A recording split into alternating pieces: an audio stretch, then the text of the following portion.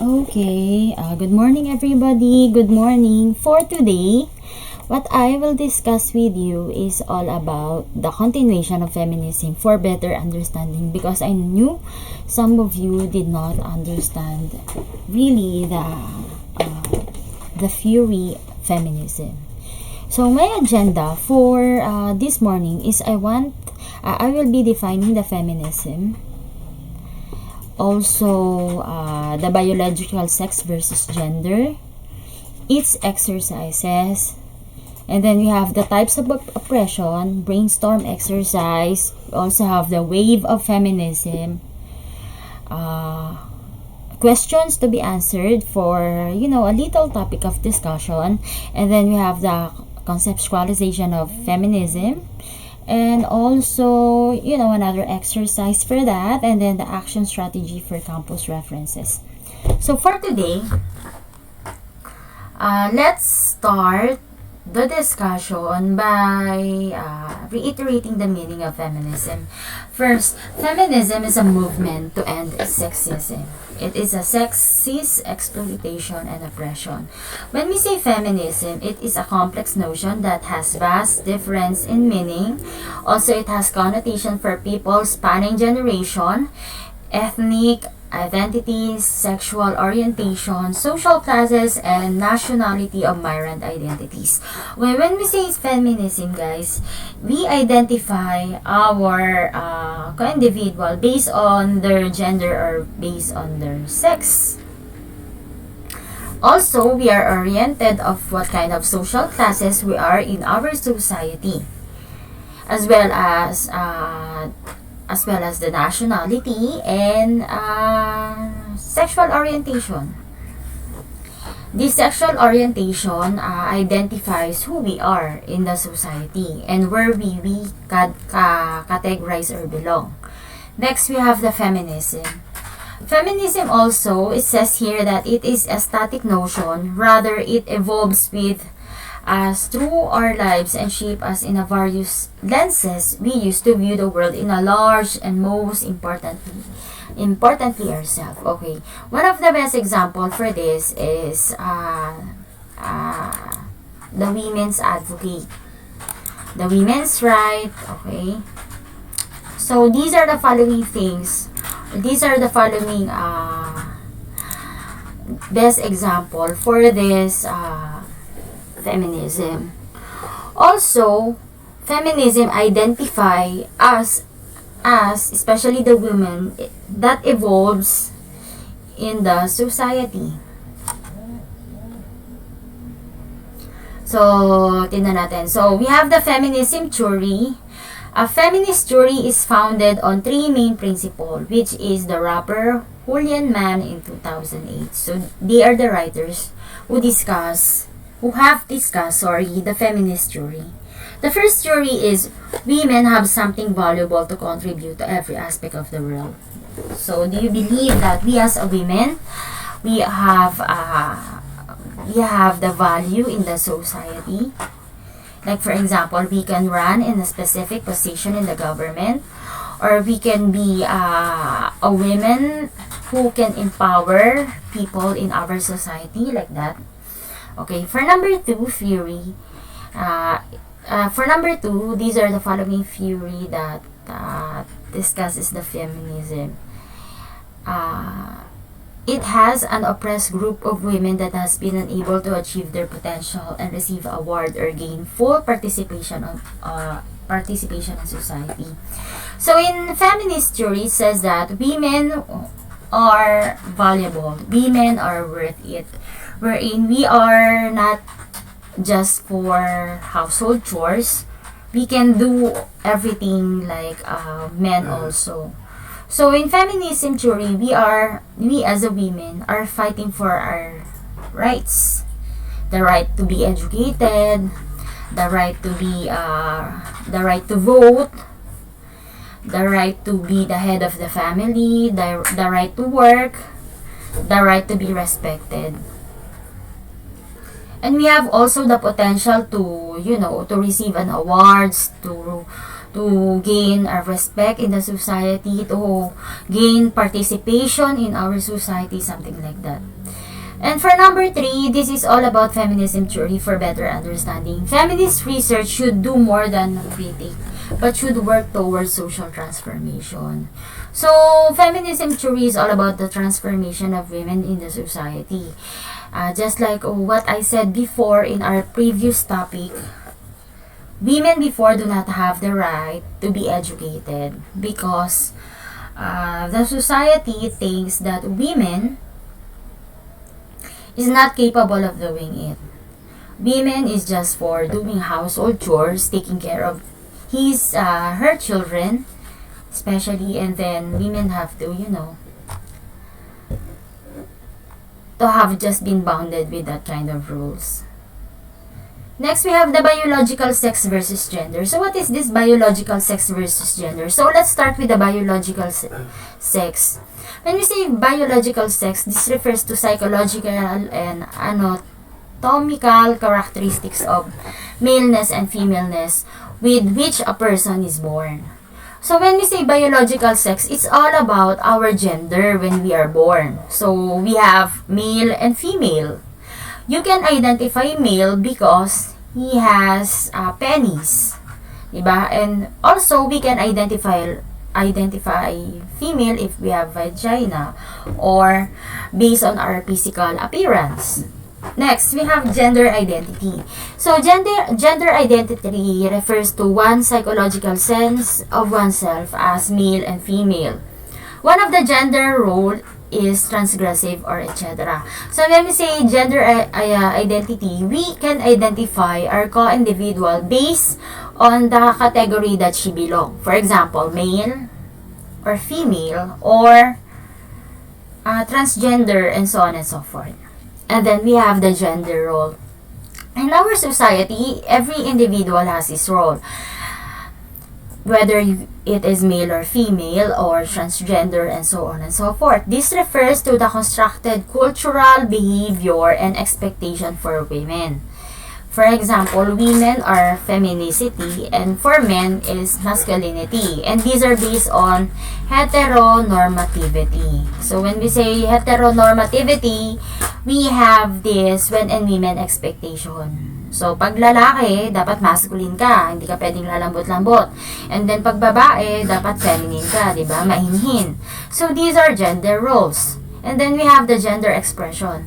So, individuals has different expression on how they can express themselves.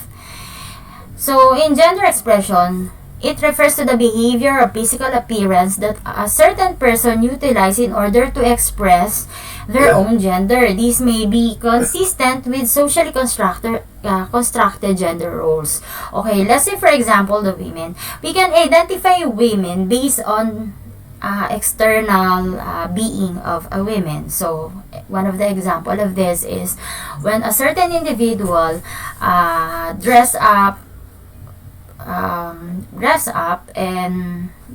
with skirt and spaghetti tops, meaning she is a woman. Or for example, we can identify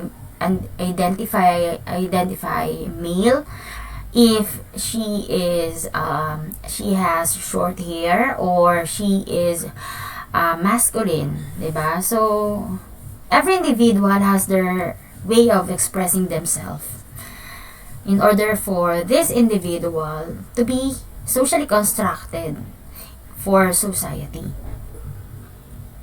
So for my classroom exercises, so we have the sex, gender visual representation. So guys, I would like you to do it for 30 minutes. So what you're going to do is, number 1, you have to provide each person with market and newsprint.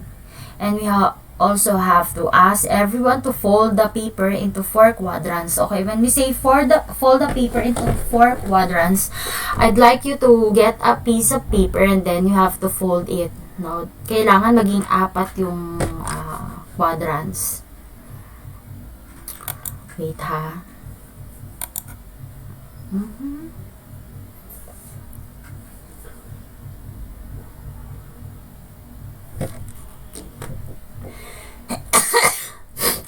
Sorry.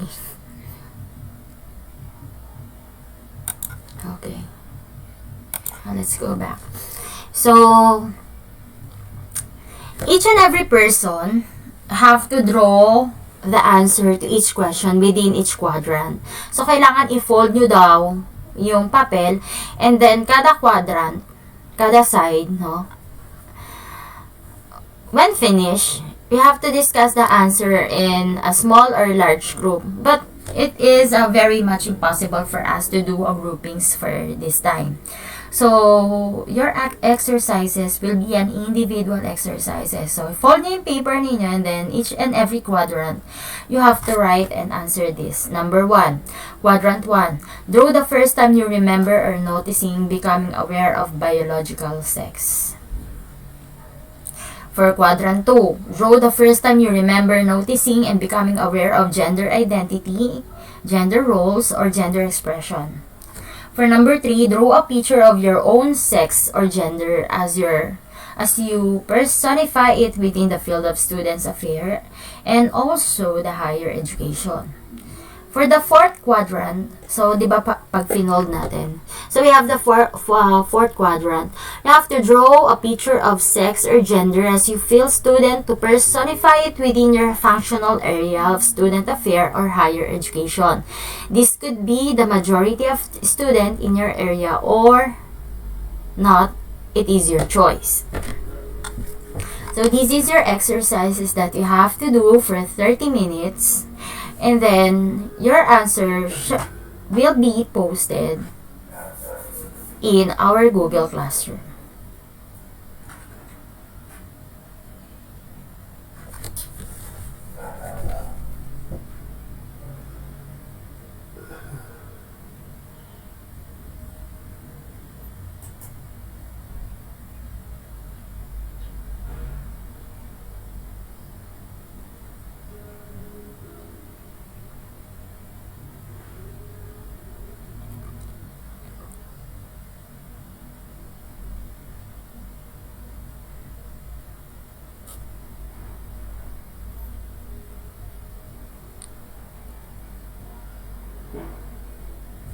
Alright, so for the next slide, another exercises that you're going to comply for this week is all about the sex and gender drawing. Your answer has a time consumable of 30 minutes. So one of our discussion questions Number 1, you have to describe the picture you have drawn within this quadrant. And then for number 2, you have to answer how is biological sex, gender identity, gender roles, and gender expression easy or difficult for you to understand, difficult for you in a student affairs and higher education. And then for number 3 question, how is biological sex, gender identity, also gender roles and gender expression easy or difficult for undergraduates or for senior high school at your institution? And for number 4, in what ways are the picture that people in the room drew similar or different from each other? And then for the 5th question, in what ways are construction of gender useful and problematic in students' affair or in senior high school education? And then for the last question, what might you do in order to help your colleagues, your co-students in senior high school to explore more than their own conceptualization of sex and gender? So these are the following things that you have to answer for the 30 minutes. All you need to do is to write your answer on a clean sheet of paper, and then you have to post this. You have to post your answer in our Google Classroom.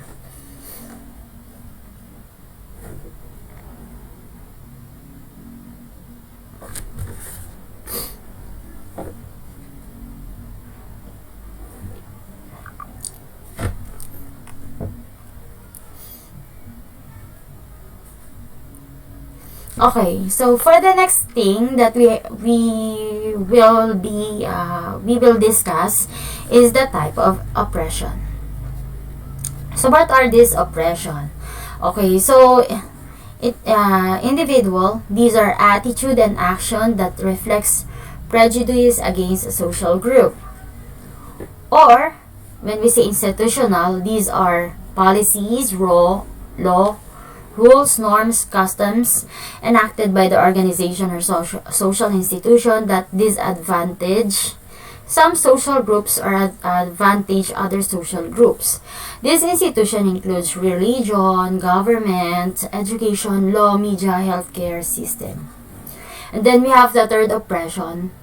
So we have the societal, cultural. So it includes social norms, role, rituals, language, music, arts that reflect or reinforce the belief that one social group is superior to another.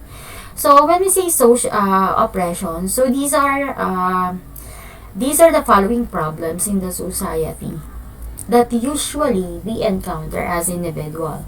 So we have the individual. So it refers to the attitude and action of our co-individual that has reflection that will result to prejudice against social group. So, and then we have this institutional. So this refers to our law, no? Ito yung ating batas. And then we have societal or cultural. So ito naman yung paniniwala natin. There are three waves of feminism. The history of feminism is often described as three temporal waves. So, dalawang waves daw yun. This concept is originated with the Irish activist Francis Power Covey in 1884, who shared the movement and resembled the tides of oceans, where each wave obeys one uniform impetus and carries water onwards and upwards along the shore. So, ito daw, three waves of feminism. Ihinalin tulad siya sa waves sa dagat. Yung mga tides. So, it is uniform, sabi. And it goes upward and onward. Okay? When viewing the feminism through the metaphor of wave, kung ihahalin tulad daw natin siya sa wave, it is very important to understand that this idea is uniform and monolithic. So, lahat daw ng idea is standard or monolithic. Wherein wave is often reductive and ignores multiple and often simultaneous movement within across the race, ethnicity, rationality, and etc. As such, it disregards bravery of women around the globe prior to 19th century. So, kaya siya nahalin tulad sa wave. Kasi pare-pareho daw ang mga pinagdadaanan ng mga babae sa buong mundo. Whether she is American, whether she is African, Arabian, Filipino, Singaporean, and so on and so forth. So sabi dito, kailangan na daw na magkaroon tayo na tinatawag nating equality. So the first wave occurred during the 19th and 20th century. It involved some foremothers liberal feminism such as Elizabeth Cady Stanton and Matilda Gage, who is advocating for divorce law to protect the right of women. It is cited that Iroquois law that ensure a man to provide for his family on the pain of banishment. So, noong unang panahon, no, wala tayong tinatawag na divorce, no. Women are most likely to abuse by men because society thinks that women do not have the right over the whole society, over family, ganon. Equality therein is not emphasized. There was also strong influence of Native American women with whom white women shared lands. The pioneer of women movement took cues from Native American ancestors such as Iroquois system of election, Hereby, women choose their government representative from among eligible men. So before, no, wala nga karapatan ang mga babae sa society. Kasi nga, ang pagkakaalam nila at ang tingin ng society sa mga babae ay mahina. Mas malakas ang mga lalaki because they are men. Kaya, may example ko sa Amerika, no? Sa Amerika, wala pang halal na presidenteng babae. Kasi everybody thinks that women is not capable of being the president of the United States. The second wave occurred during the 1960 to 1990. It is unfolded that in the context of anti-war and civil rights movement,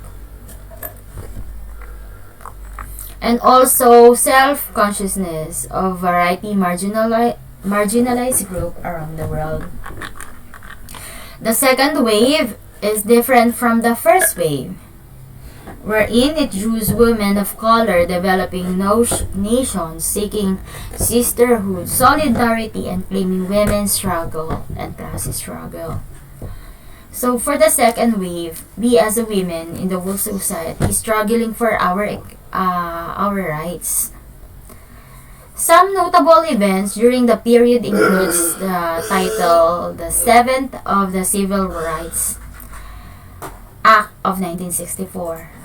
We also have the formation of National Organization for Women, passage, Title 9 of the Education Amendment in 1972, and the Feminine Mystic, and so on and so forth.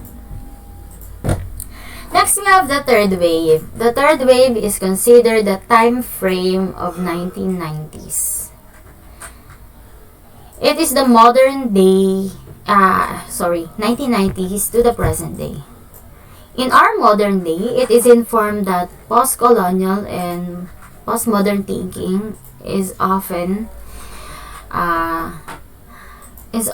identified. The third wave often mystifies earlier feminists, as many have reclaimed lipsticks, high heels, cleavage. In addition, we also have tattoos that may adorn current-day feminists. So before, women cannot have their tattoos, but today we already can. Before, we cannot reclaim lipstick on our lips, or even have high heels for our shoes, or even dress up overlooking our cleavage, or so on, or emphasizing our cleavage, no. In this wave breaks constraining boundaries of gender, including what is deemed essentialist boundaries set by early waves. So we also have encountered controversies and disagreement around identity politics between feminists in the third wave that have been escalated. So questions for discussion. So number 1, I want you to take note of this. What questions do you have for women from each wave? Why might it be useful to ask this question? Is there any way to research the answer to questions? Or not? For the second question is, why do you think some people argue that wave of feminism are reductive? Then for the last one, talk about the controversies between feminists today.